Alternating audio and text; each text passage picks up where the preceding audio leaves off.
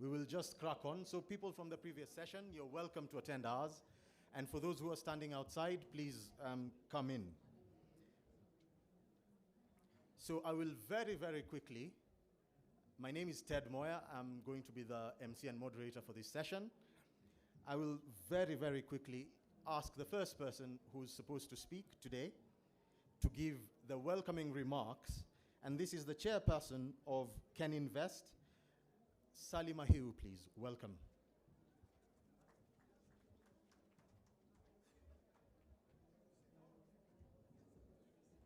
Thank you. Thank you, sir.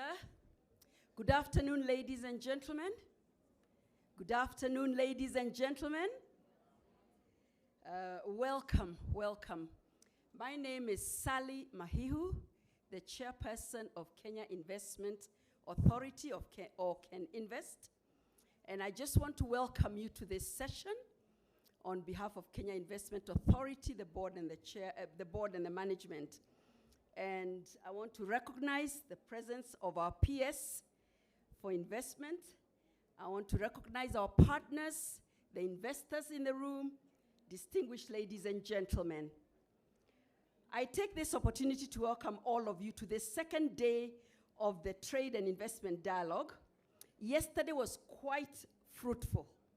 We had deep and insightful discussions that has unpacked the nexus between investment and climate change. As Kenya Investment Authority, we are committing to support and enable this noble cause. On behalf of the board and management, we pledge to champion the implementation of the outcomes from this dialogue. Without further ado, I would like to now welcome our PS for trade, for investments, Hassan Abubakar. Karibu sana. PS, let's give him a hand clap as he comes to address us. Thank you very much, PS.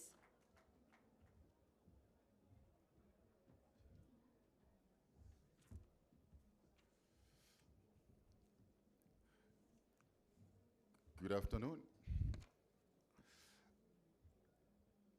Ladies and gentlemen, protocol duly observed. Yesterday, His Excellency the President said that the future is not what we hope for or what we wished for. The future is about conceptualizing it, contextualizing it, and then actualizing it. But before you actualize, you need to problematize it and hypothesize interventions and initiatives to actualize. Africa is the last world's economic and investment frontier. However, Africa's GDP, half of GDP, is exposed to climate change. And the sustainable financing gap is almost equivalent to the world FDI flows, which is $1.6 trillion. Annually, is about 194 billion US dollar. But that amount is equivalent only to 0.2% of the global assets under management. That amount, the gap, is equivalent to 10.5% of Africa assets under management. We have not yet touched FDI, we have not yet touched remittance. So the capacity to fill or to bridge the gap is there. The issue is, how do we unlock it? How do we tap it? How do we exploit it so that we can realize our economic potential and transform Africa? And there's a delayed action on that. And in line with the climate justice, we had said, justice denied, justice delayed is justice denied. So we can't wait anymore. We need to look for a solution to unlock the climate investment and financing.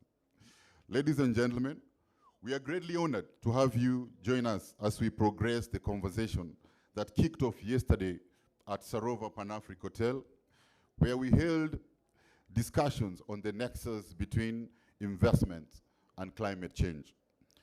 These conversations continues to grow great interest at the multilateral and the regional level. We received expert inputs on this topic from various panelists and speakers and have developed a draft outcomes of the meeting which we are hoping to reflect upon this afternoon. Before we welcome the team that we will take us through the draft outcomes, allow me to highlight few issues that came up that are keen to support going forward. As Africa and as Kenya, we hope to attract, facilitate, and enable green investment. It is also imperative that we develop a robust framework to support attraction, facilitation, and enabling of sustainable investment. We seek to leverage on the partnership to push this important agenda in the countdown to COP28 in Dubai, UAE later this year. And you have our commitment as a State Department of Investment through Kenya Investment Authority to actualize this. As a country, we have competitive and comparative advantage in this green space. You are all aware in our energy mix, 92% of our energy mix is green. Two, as a country, the geological formation, we have geological formation suitable for carbon dioxide storage in the Great Rift Valley Belt as far as basaltic rocks are concerned. But most importantly, as a country, we have a human resource which is youthful, educated, skillful, affordable, and most of the time, good looking to take this agenda to the next level. The opportunities in the green growth areas includes carbon dioxide removal as far as the blue economy and carbon market is concerned, low carbon fuels, low carbon technologies and value chains, and low carbon products and services. Ladies and gentlemen, let us engage as we strengthen trade and investment policy to deliver our continent's green growth agenda. Thank you very much, and God bless you.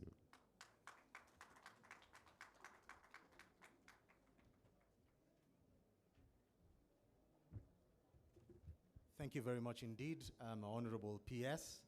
We will now move into the next session, and I hope I get the pronunciation of this name correctly. I will now ask Smita Sangrajika to come and give you an overview of what's happened, because this is the culmination of a process that has taken place. And yesterday, we had a wonderful event that was organized, and I think I'll just ask Smita to please come on stage and give an overview of what has been discussed so far. Thank you.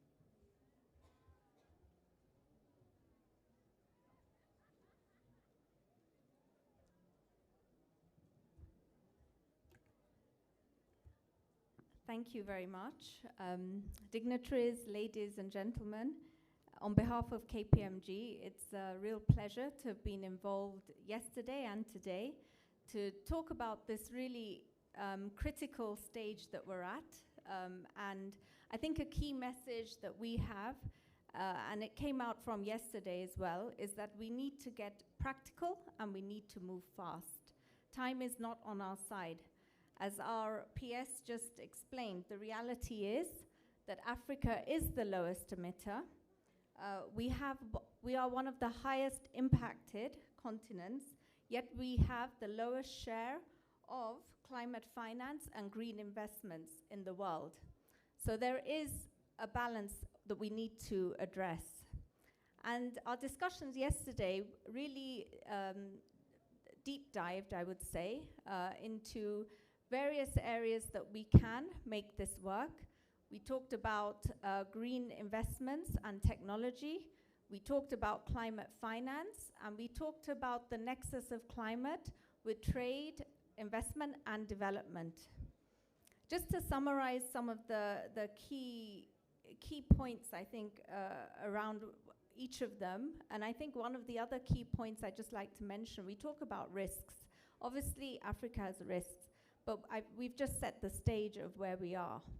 So we do need to look at the opportunities and how do we address those opportunities? How do we grasp them? How do we help Africa become market ready for investment?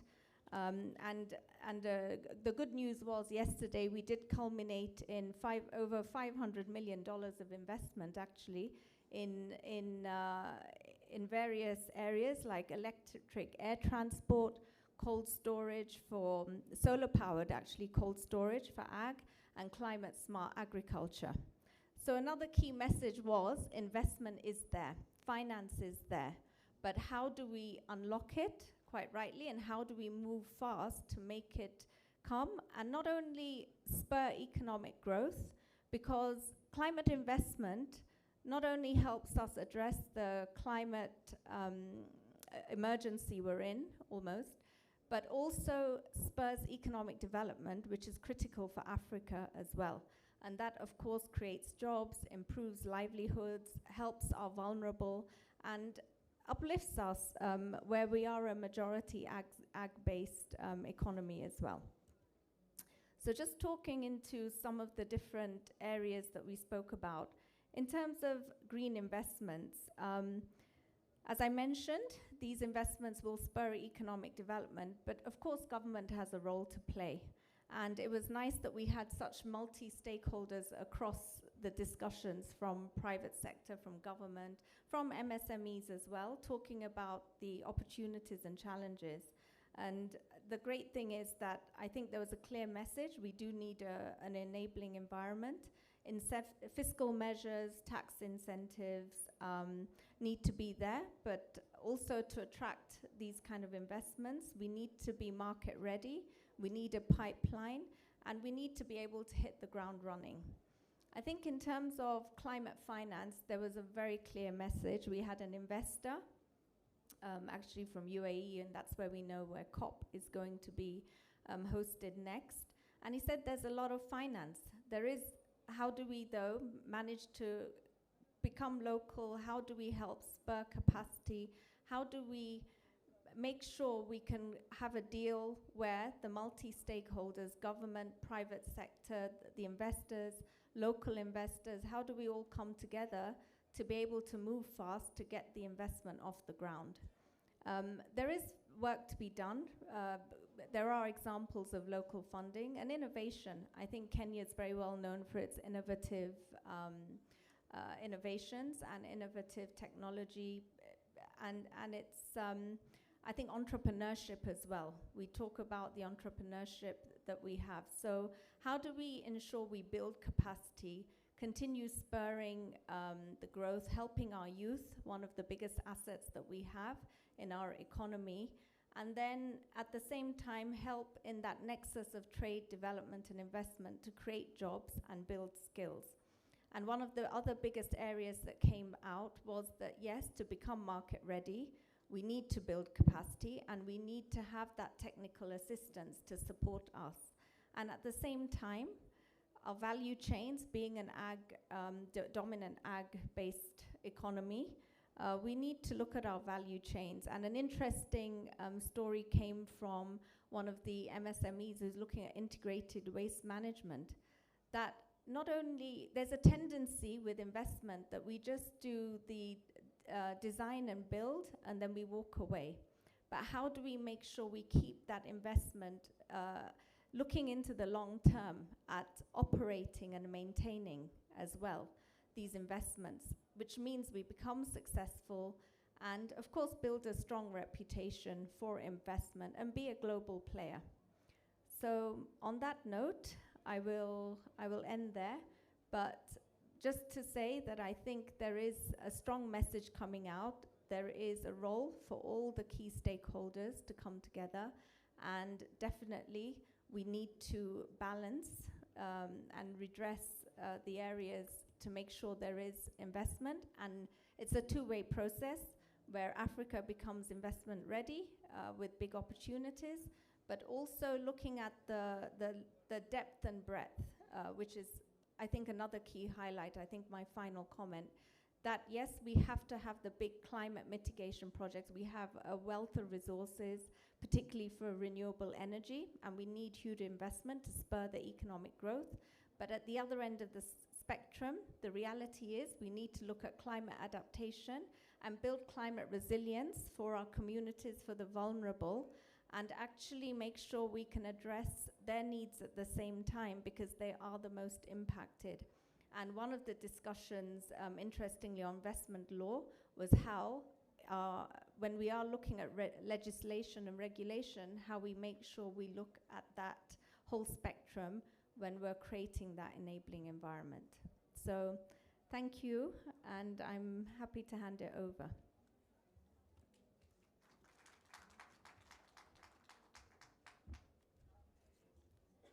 Thank you very much indeed, Smita, for that wonderful summary of the journey that's taken us here. And for those who've just joined us, there are certain levers to ensuring that there's green growth in Africa. And that was the first lever, which is dialogue. People need to understand the issues in order to be able to interrogate them. So that's the first lever. The second lever is cooperation, which the Honorable PS mentioned. The third lever is money. We cannot achieve any growth without having money invested to it. And it's therefore my absolute pleasure to invite Becky Bembe, the economic advisor for UNDP, to elevate the conversation from not just Africa, but globally, and talk about the role of climate finance to spurring green growth in Africa. So, Becky, welcome.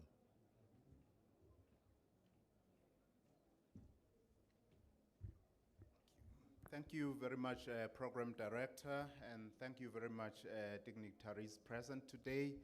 And I think everything has been said, colleagues. All that we need to do, I think from the PS to Smita, it has been said. Just delving a little on the issue of financing. I think what is apparent before us is the financing gap.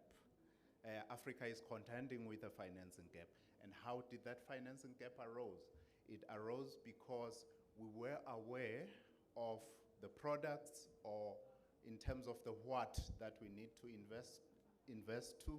However, in terms of the financial products, they were not there. So I think that's the biggest challenge you are contending with. We know the what, but the how is not living up to expectation. How could we do this? How could we then bridge the gap? A very few ideas, I think, from our global work that is being done by UNDP. Firstly, we're looking at the entire breadth of financing, be it national, be it global. What could be done at national level? What could be done at global level? And clearly, there is need to invest in capacities in as far as national systems are concerned. There is a green bond that we are piloting with the government of Kenya, in collaboration with GCF and EIB. What we want to do, or what we seek to do, is to mobilize whatever we cannot mobilize nationally from the rest of the market. So what we have done, we have engaged on a gap analysis study to say, in the national regulatory environment or framework, where are the gaps? Where do we fall short in terms of mobilizing that climate financing that we need? And once we do that, hopefully we will expand access from national sources and only tap from the global market what we cannot get from the domestic market. I think that's one area. And then the second area, obviously, actually I've spoken into two, is national and corporate. Corporate, we are continuing to lead discussion in terms of the owners of capital at a global level, to say how could we make this funding as concessional as possible so that Kenya is able to finance the needs that they contend with. Now, I wanted to also highlight a point to say, clearly this green finance topic is not local, and there shall be need for standardization somewhere. And we need to be open to that, to say, for us to speak to each other, may it be at national, at community, at global level, what are the standards that we shall be looking at. And I wanted to end on a point to say the climate risks that we are contending with knows no national boundaries, and they call upon sort of an element of cooperation, may it be at a regional level, so that we hasten to close the gap that is before us. So with these few points, I hope I have added value into the conversation. Thank you very much. Thank you very much indeed, Becky, for elevating the discussion to and covering the overarching issues that cover this topic. Africa has many wonderful things about it, and one of the peculiar things about Africa is a tradition of great preachers. And preachers are well aware about how concentration in humans work. So concentration is a U, and I teach, so I sort of know how this works. At the beginning of a session, concentration's high, then it dips. When someone hears finally, they discover, oh my God, I haven't picked anything. So concentration goes up. So finally, the first finally for this session, I would like to ask Evans Lagat to come up and talk about one of the very key outcomes of our dialogue yesterday. So although it was a dialogue, there's a draft outcome, a draft declaration on the link between trade, climate, and investment. So Evans Lagat, please come on stage. Thank you.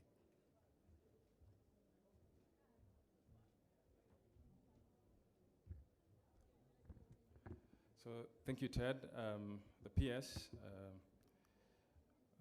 Honorable Abubakar Hassan Abubakar, the chair of KenInvest, and everyone distinguished who is present today.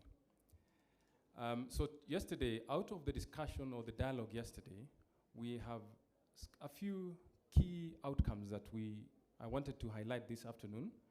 One of the outcomes was to reaffirm some of the principles on international trade and investment. That includes the full implementation of the special and differential treatment principle, as well as the common but differentiated responsibility and respective capabilities principle. The other principle is to ensure that there is compatibility between international climate measures as well as trade and investment law. One outcome which was discussed by one of the EU senior officials yesterday was the implementation of carbon border adjustment mechanism, CBAM. And of course, whereas there is no settled consensus around it, it is one of the outcomes was to the effect that there is need to rethink and review the impact of such climate measures, such as CBAM, the impact in terms of trade and investment in Africa, noting that United Nations in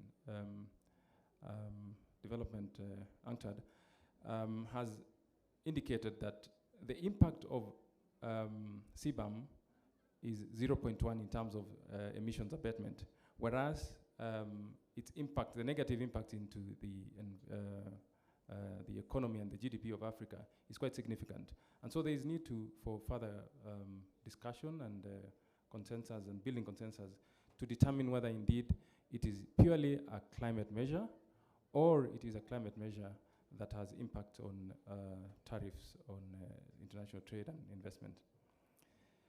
Secondly, we had conversation around the investment protocol in Africa that had been adopted under the Africa Free Trade AfCFTA, Africa Continental Free Trade Agreement.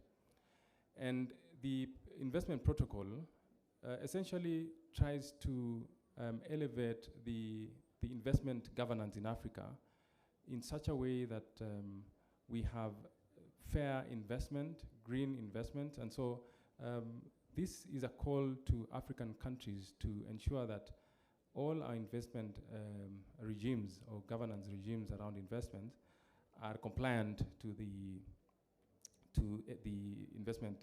AfCFTA investment protocol. One of that investment protocol, one of the call from the investment protocol is that there is need to have a review of our bilateral investment treaties. There is need to relook and renegotiate perhaps some of the old model bilateral investment treaties and international investment agreements. We had conversation around MSMEs, the small and medium-sized enterprises. We note that 80% of African economies are in the category of MSMEs, and 70% of that are in the informal sector. And therefore, when we are discussing climate measures, what is the impact of climate measures on the MSMEs? And so it is important that as we have this conversation, we carry along the MSMEs into this conversation, and so as to ensure that they are not negatively impacted by some of these climate measures. Finally, Ted, that is not the final. Finally, we had a conversation about carbon markets. You realize that carbon markets indeed is a form of climate finance mechanism. And so I remember the Minister for Investment and Trade and Industry launched or was part of the launch on the biggest carbon trade, one of the biggest carbon trades in Africa, or in the world actually, where there was an auction of about 6.6 million tons of carbon credits. And so there is need to relook at that. And so out of this, so that we are not just having a dialogue, there is need to ensure that we proceed from here. One of the proposals is to ensure that we have a comprehensive review of the CBAM. We have a review of our old, I'm just trying to reiterate the outcomes.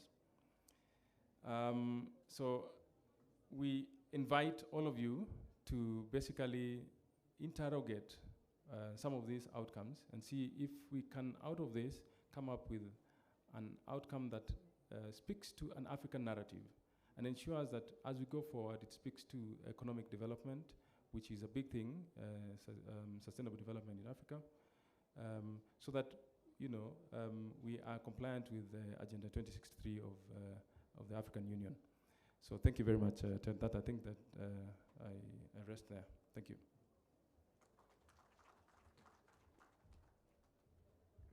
Thank you very much indeed, Evans. And for those who've just joined us, or if we're live streaming, if you've just come when the presentation has started, there are 5 levers that lead to green growth in Africa. The first one is dialogue, and you got an introduction of the dialogue that happened yesterday. The second one is cooperation. The third one was money. The fourth lever is law, policy, and regulation. You cannot have any change without an enabling legal environment. So thank you, Evans, for allowing us, to get a sense of one of the key outcomes of this process. So I will, in the interests of time, I will give room for 2, maximum 3 interventions from the audience. And of course, the 5th lever is action. So I will start with that side of the room, and then this side of the room before we move into the next session. So if there's anybody from that side with an intervention, please.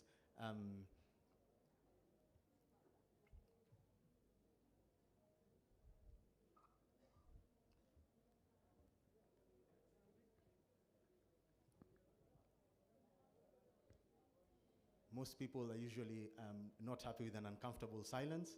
So what I will do, I'll pick an international trade lawyer who I know is on that side of the room and ask her to please stand and give one perspective from the audience. So Saweria, please.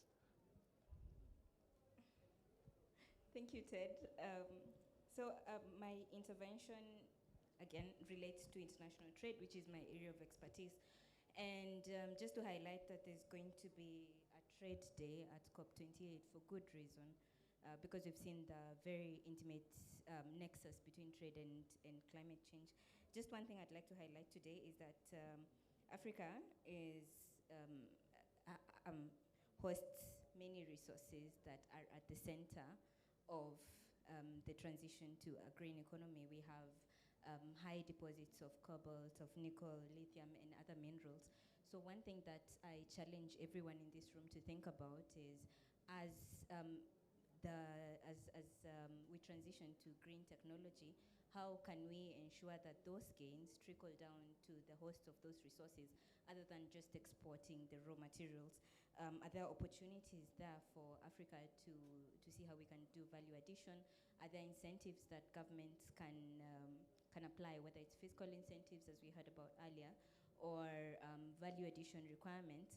At the same time, taking note of measures being imposed by governments across the world, whether those measures are consistent with international trade law, and how those measures impact Africa, impact African countries, and impact citizens of African countries. Thank you, Ted. The hallmark of a good lawyer is the ability to think on one's feet. So thank you for that beautiful intervention. So in the spirit of fairness, I'll ask somebody from this side of the room to also just give an intervention. I would allow you, if you will raise your hand, the mics will get to you. I can see a gentleman with a mic. I'll wait for 5 seconds. If there being nobody, we will very swiftly then move on to the next session. And the person who's about to make a very quick presentation here is a gentleman very well known to me because we do work together, but our paths tend to cross at these types of forums. So Dr. Ken Litty, please come and give a presentation on the work of the Just Transition Platform on trade and climate. Thank you.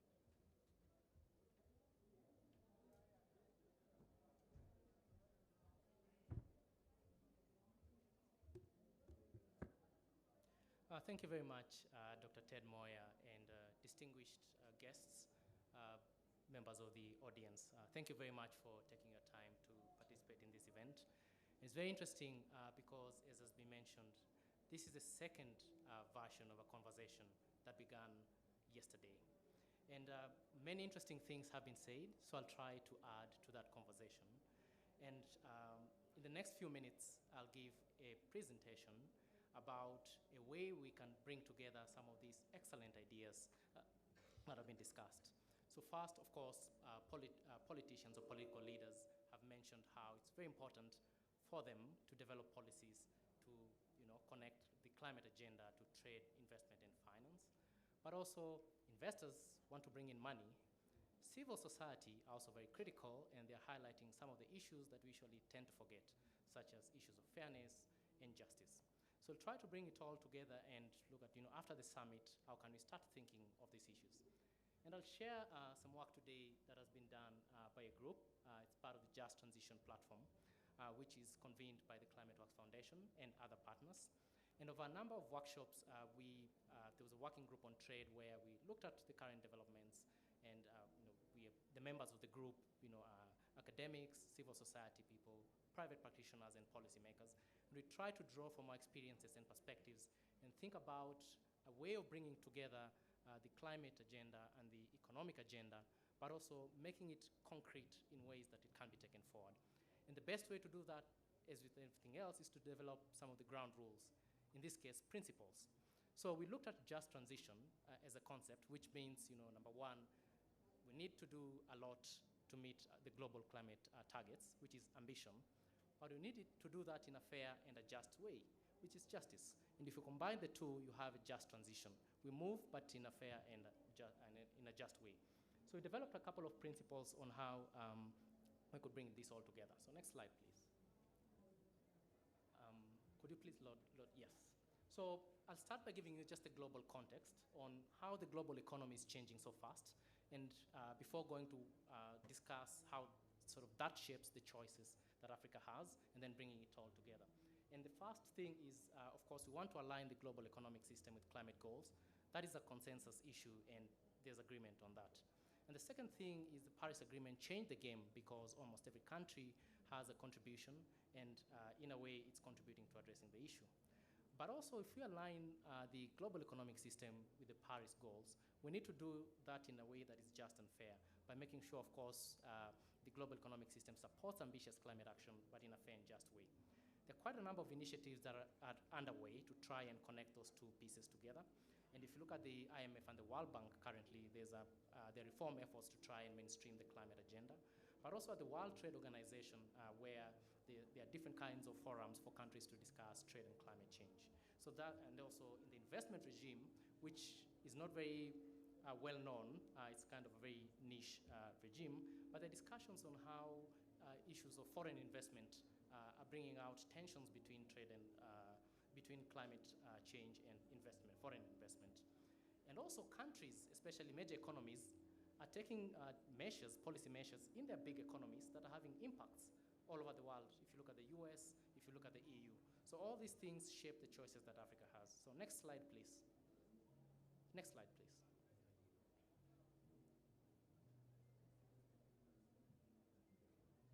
If you look at the African context, number one is all African countries, except Libya for obvious reasons, has submitted a plan under the Paris Agreement, an NDC. Most of those NDCs submitted by African countries have a very unique feature in that they are conditional on support, external support through international finance, technology transfer, and capacity building. Those who are in the climate circles know those topics very well. But also at the same time, African countries are implementing a very ambitious economic agenda in the continent. We have the AFCFTA, which was concluded, and African countries are in the process of implementing it, including developing national implementation strategies. But also African countries, and this is kind of the conversation here, are trying to attract as much investment, foreign investment, into renewable energy and other climate sectors, which is a very big issue. But then there's another element which I'd like to highlight here today for us to think about, and these are kinds of the tensions between foreign investment and climate change. Of course, for those investors who have invested in fossil fuels, they stand to lose a lot when African countries implement very ambitious climate policies. But for those investors who want to invest in renewable energy, there's a huge opportunity.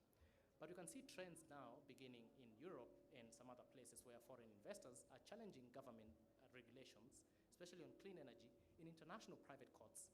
And these courts sort of have treaties that back them such that if Kenya is sued, for example, and there's a claim against Kenya and Kenya has to pay $1 billion, and Kenya has ratified all those treaties that sort of support those decisions, Kenya has to pay.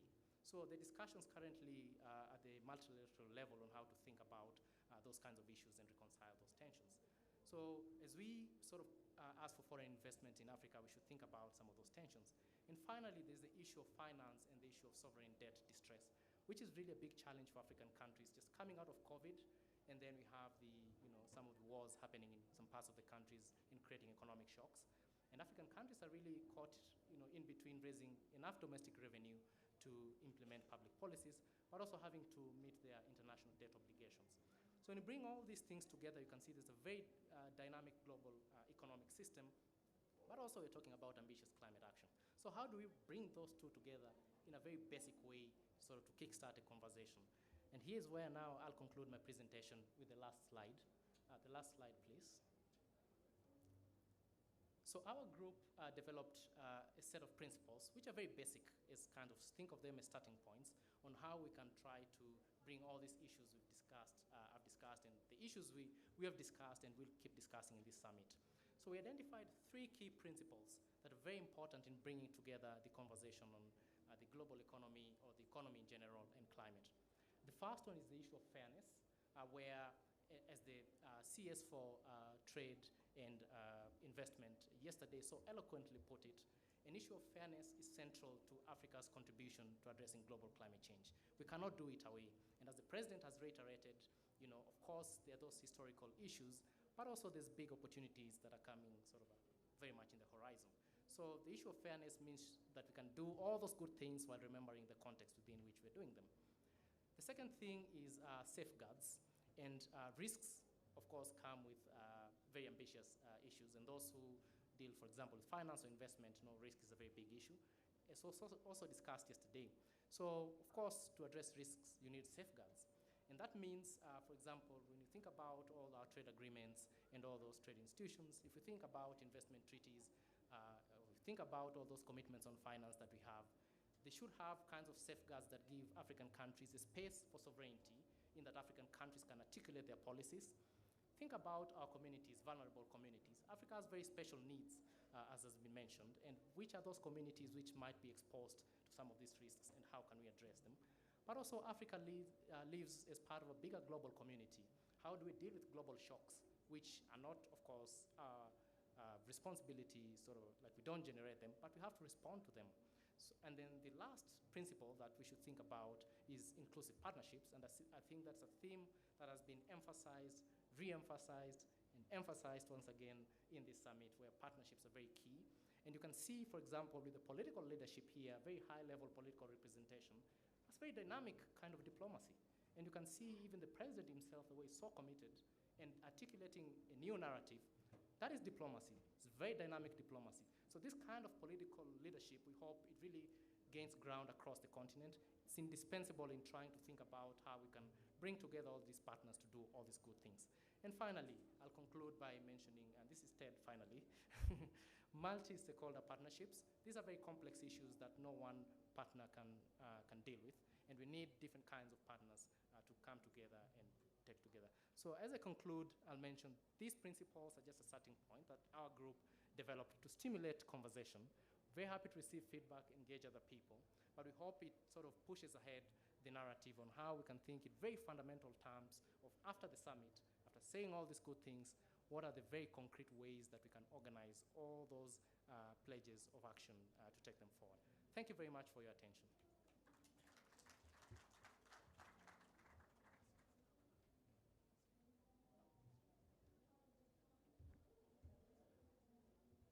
I believe in giving people opportunities to achieve what they've asked. So Dr. Ken Litty has asked whether people would have any feedback or questions or comments.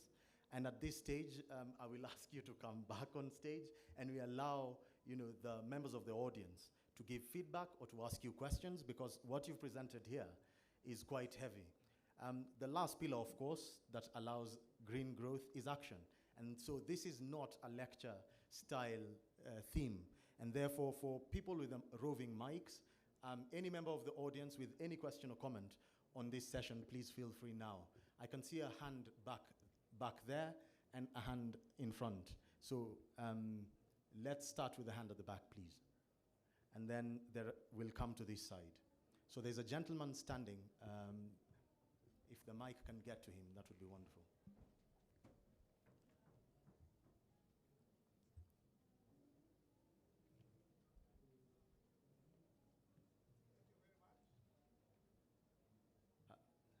I have big ears, but I can't hear you.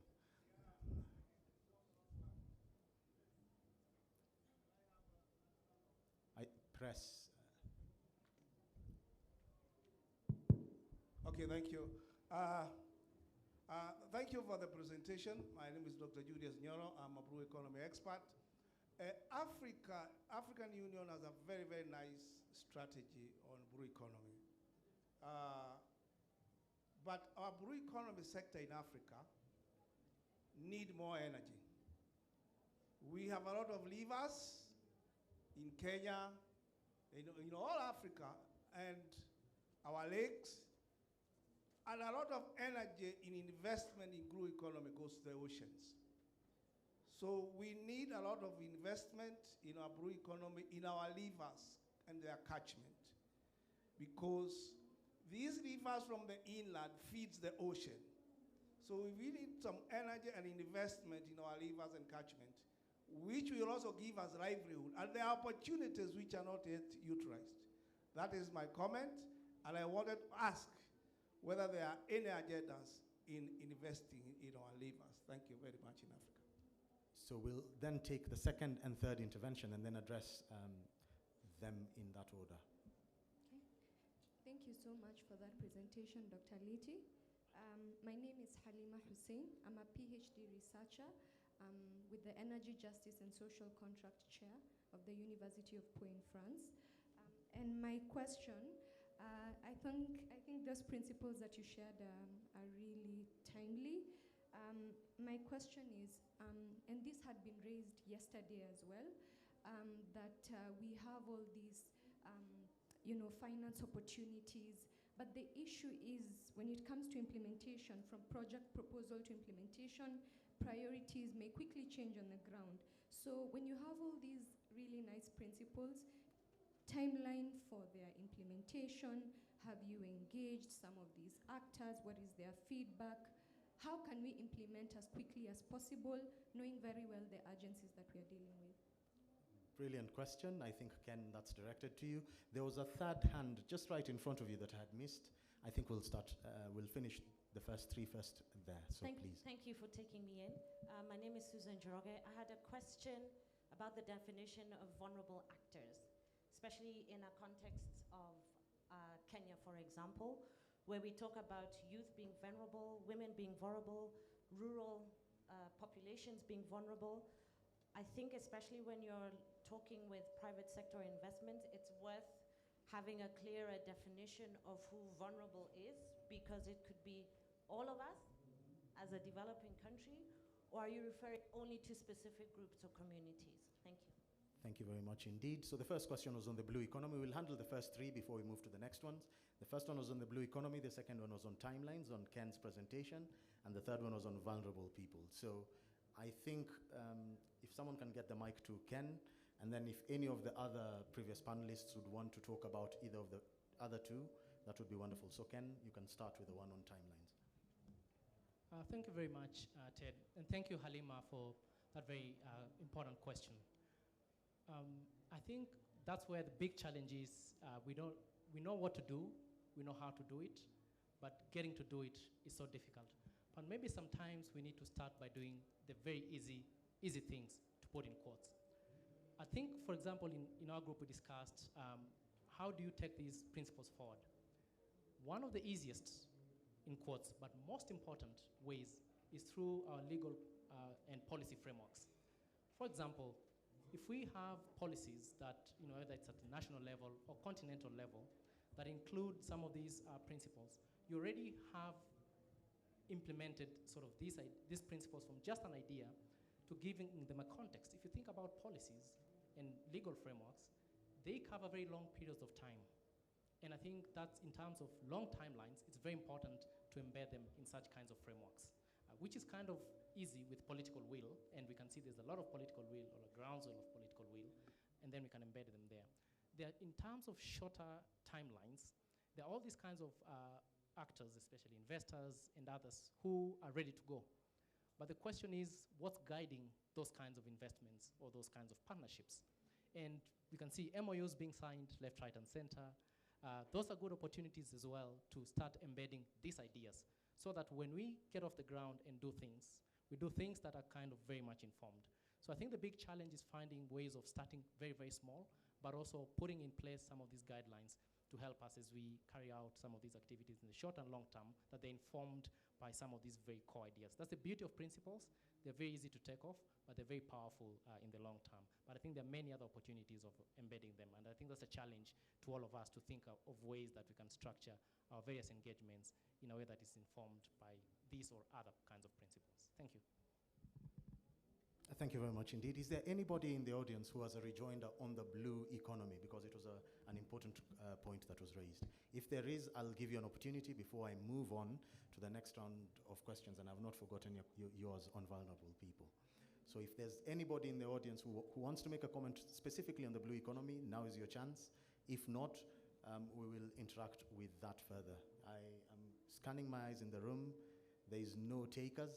The last question on vulnerable people. There are certain framework. There's a wonderful. Please get the mic.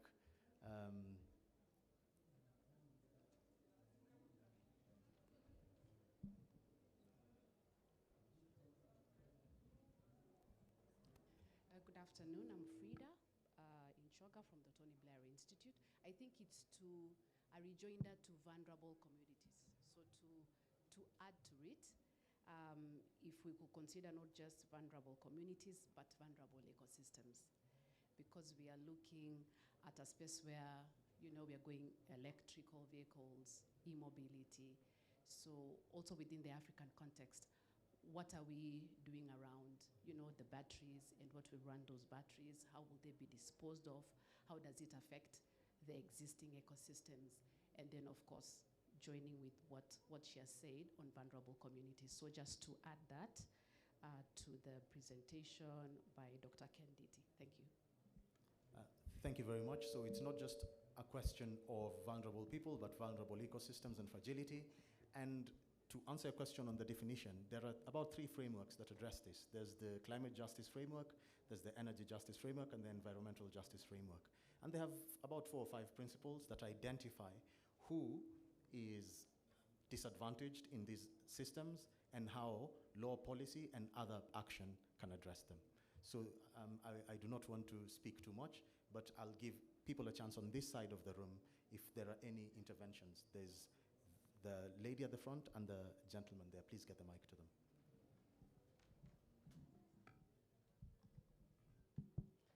Thank you very much for a good presentation. My name is Vicky Betty Chepkorir.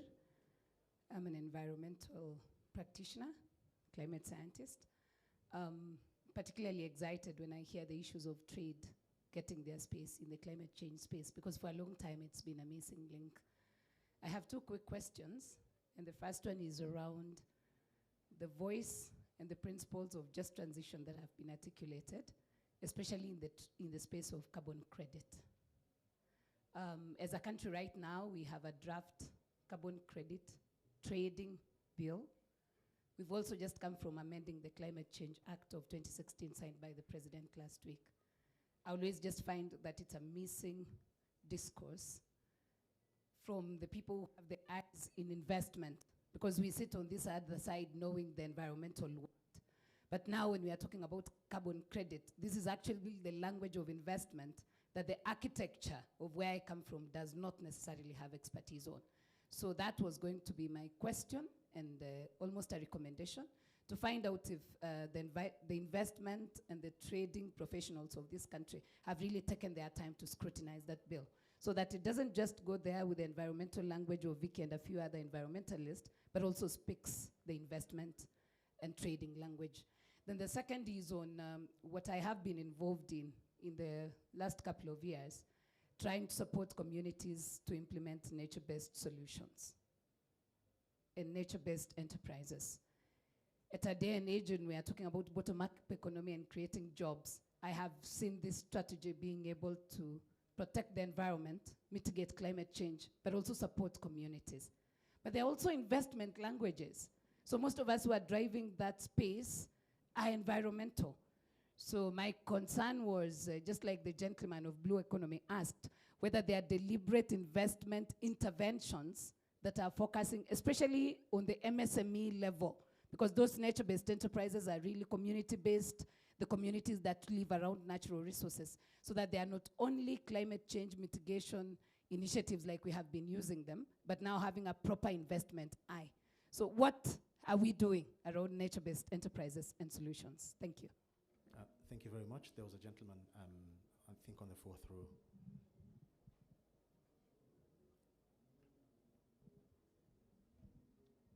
Thank you so much. Charles Kabiswa from Uganda. I work with the Regenerate Africa. I just have a feeling that probably the previous and maybe Dr. Ken haven't addressed well the integration of the ESG and sustainability component into the just transition. I don't know if this would have been viewed as a low-hanging fruit for most of the investment and the trade conversation that we are having. Thank you. I'll give a chance to one final one from somewhere in the middle of the room. There's someone raising their hand. So as the mic gets there, I think, Ken, you have two issues that you need to address that directly touch on you. And I think there was one especially on legal and policy engagement and the question of SMEs, which Evans Lagat had touched on. So maybe that's one thing he should prepare to just talk about how legal engagement. Please. Thank you. My name is Moema Wambua, Industry, Machakos. My question would go to the Investment Authority as well as the State Department on Investment. The State Department of Investment is doing massive investments across the country to attract business, to attract trade. We've seen large-scale land-based investments in the country. For instance, looking at the case of the Standard Gauge Railway, stretching all the way down the coast to the city and to Naivasha. What interventions is this agency is putting in place to ensure that such large-scale land-based investments are adopting green technologies? For instance, you see the SGR. Could it adopt green technology so that we have interventions that speak to investments as well as climate action? Thank you. Thank you very much indeed. So Ken, I think there were two questions that were directed at you. If you can get the mic and respond to them. If the mic could get to the front, it would be wonderful.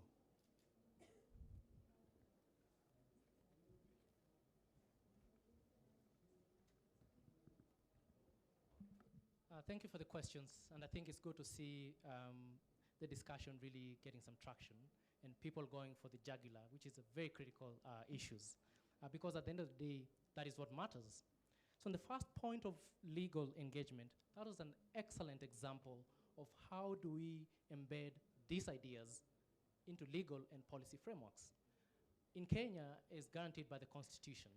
Developing laws is a very consultative process. So if you are interested or rather impacted by those laws, have you engaged with the public participation process? And number two, what objective did you have in mind when doing so?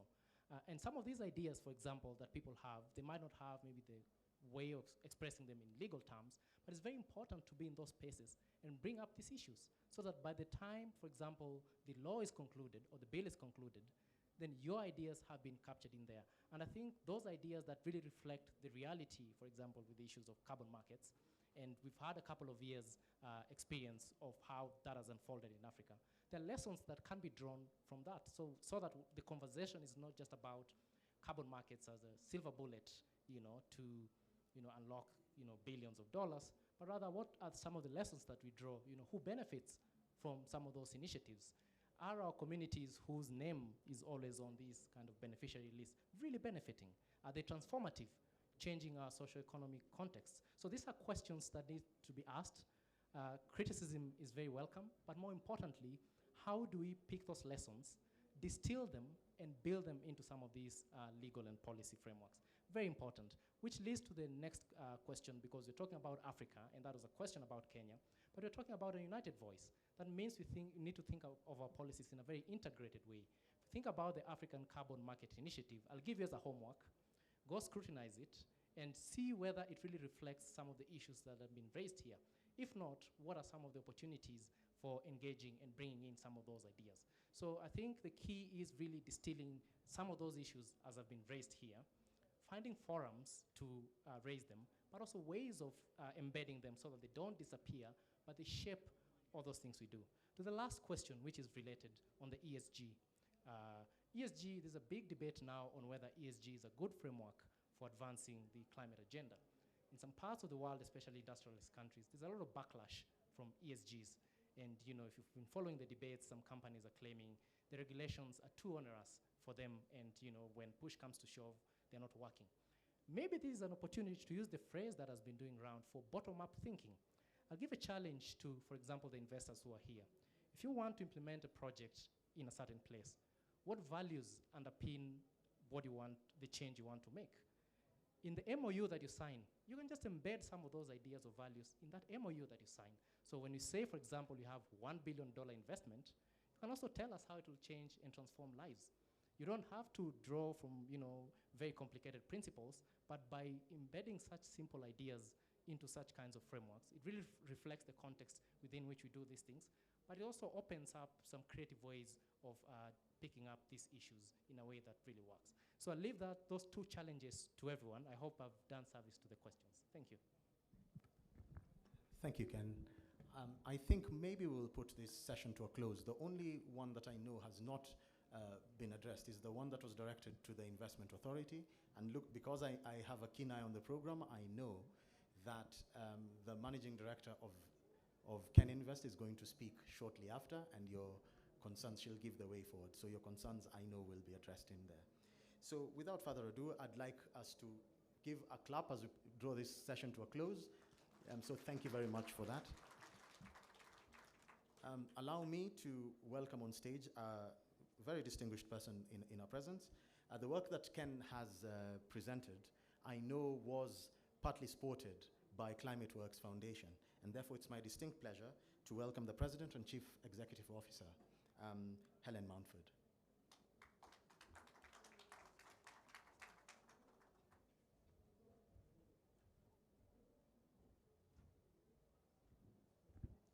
Thank you very much, Your Excellencies, colleagues, friends. It's wonderful to be here with this rich, rich discussion and following on a fantastic discussion yesterday.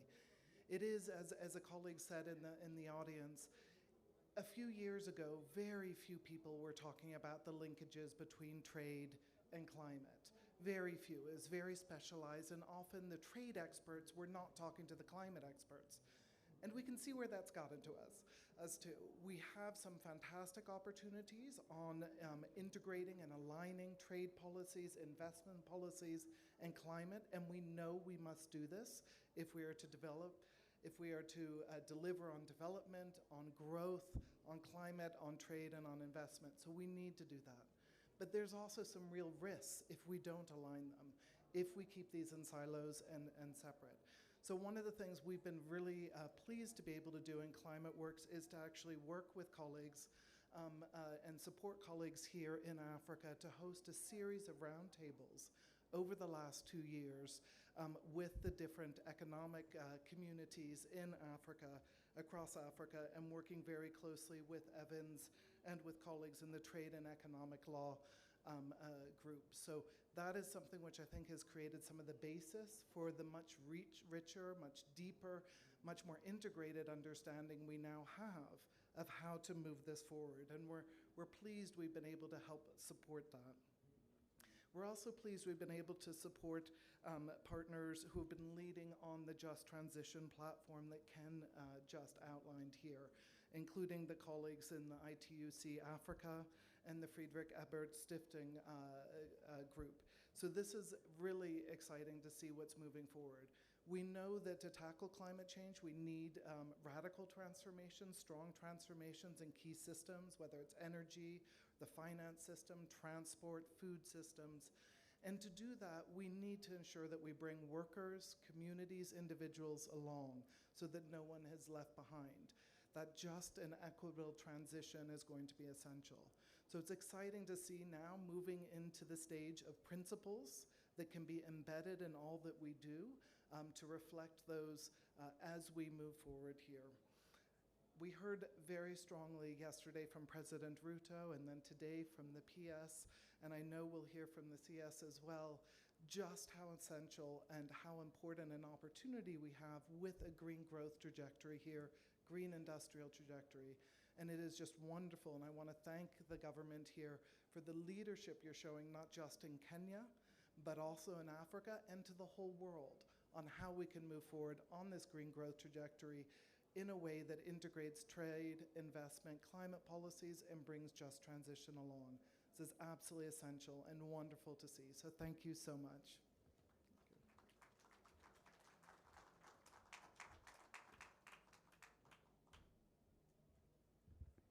Another round of applause to ClimateWorks Foundation and Helen Mountford for making a lot of work that was not possible. One of the things she hasn't mentioned is that this kind of work had previously not been funded. The link between trade and climate about 2 years ago was not being funded. So thank you for availing yourself for that.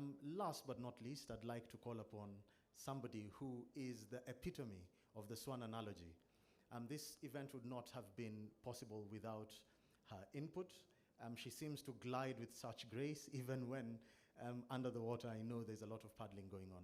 So June Chepkemei, please welcome on stage to give the concluding remarks, the Managing Director, KenInvest.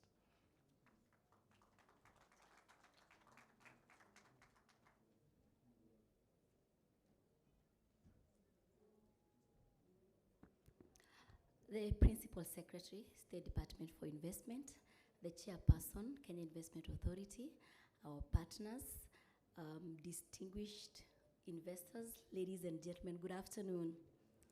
I've truly tried my best not to speak, but due to public demand, I will spend 1 second to say thank you very much, even as I respond to the question regarding to what Kenya Investment Authority is doing.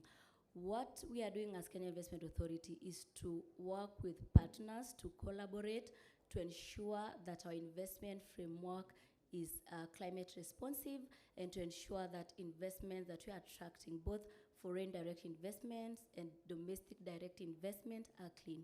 Yesterday, our Cabinet Secretary did allude to the fact that already as a country we are compliant. And therefore, if you're looking to invest in the future, you're looking for sustainable investment, you're packaging your opportunities in a sustainable way, Kenya is the place to be. And therefore, together with our partners and in our State Department for Trade and even the industry, we are working together to ensure that that investment facilitation framework gives a green channel to investments that are responsive and that are compliant. And therefore, to really share the way forward and how the deliberations from these two sessions will be supported, I would like to invite my colleague, the CEO of KEPROBA, Madam Floyce Mukabana, to just wrap it up and give the concluding remarks. Thank you very much. We look forward to working together.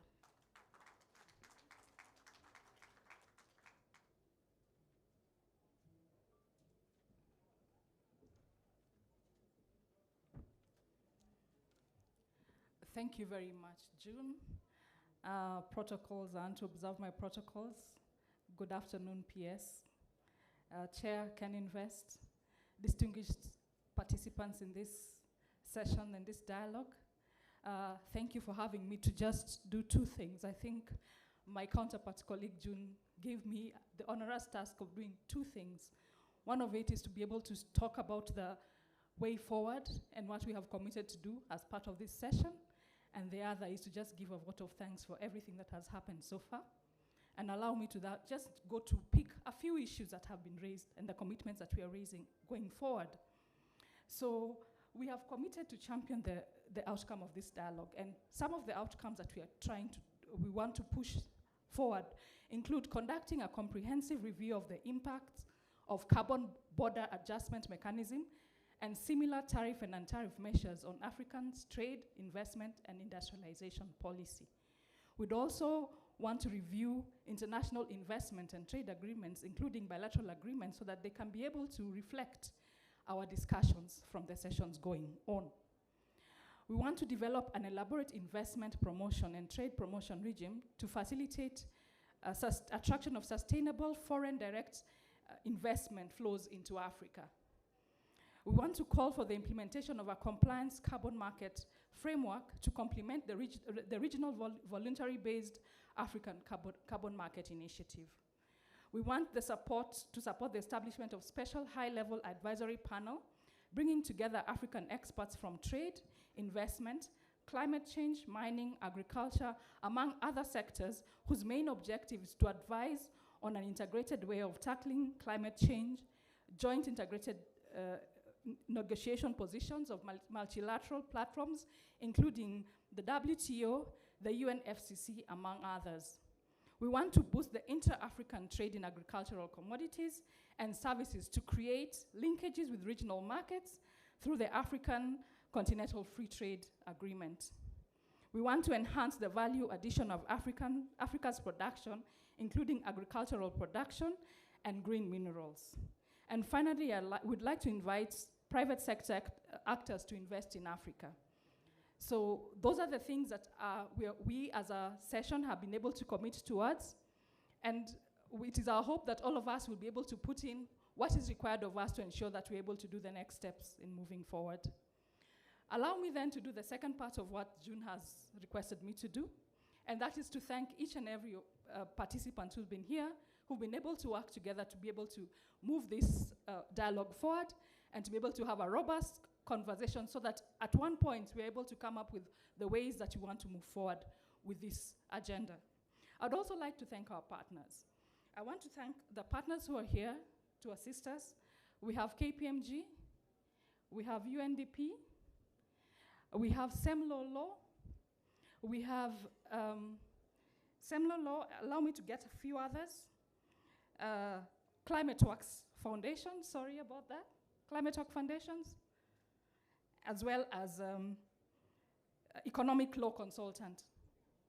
So I just want to thank each and every one of you who've been here. We've been able to make this event a success, as well as all those who have been able to give us the support, both behind and up front, in ensuring that this event is as successful as it is. So thank you. Remember to invest in green sustainable projects, as well as to be able to support the export agenda, green export agenda. Thank you.